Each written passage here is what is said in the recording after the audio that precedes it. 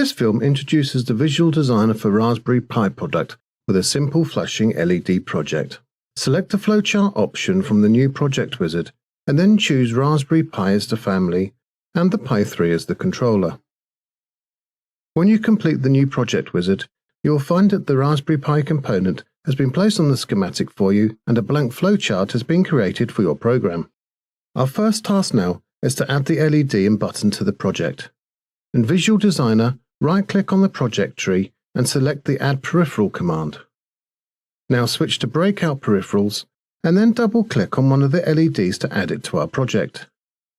Repeat the process to add a button to the project and then close the dialog. If you switch to the schematic, you'll see the peripherals have been auto-placed for you. The wiring might look a little odd because the connections are made by terminals. Any two terminals with the same name are connected together. Since we are going to control the LED and button from the GPIO lines of the Raspberry Pi, we need to make sure that we have connected the peripherals to the GPIO pins on the Raspberry Pi. We do this simply by changing the terminal name on the peripheral, but you may need the Raspberry Pi pinout to choose a general purpose GPIO pin to connect to.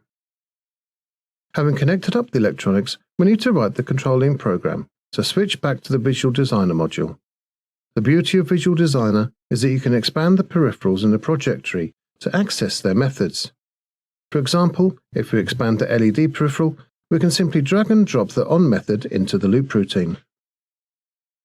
The button doesn't have any expandable methods because the only thing we need to know is whether it is being pressed, and for that we have what we call a sensor function.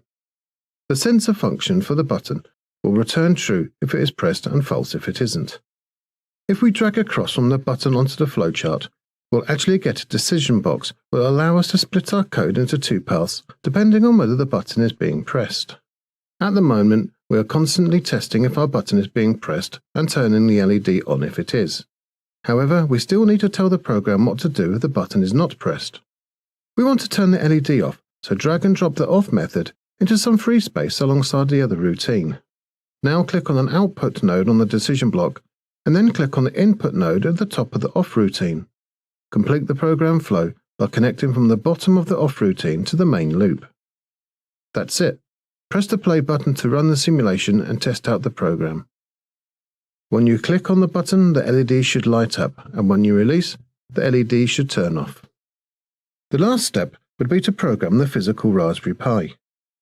You first need to configure the Pi for use with protuse, which is discussed in a separate movie. Assuming this is done, you go to the Program Setting dialog, select RPi SSH as the interface, and specify the IP address or the hostname of the device. Then hit the Program button to automatically upload your firmware to the physical device.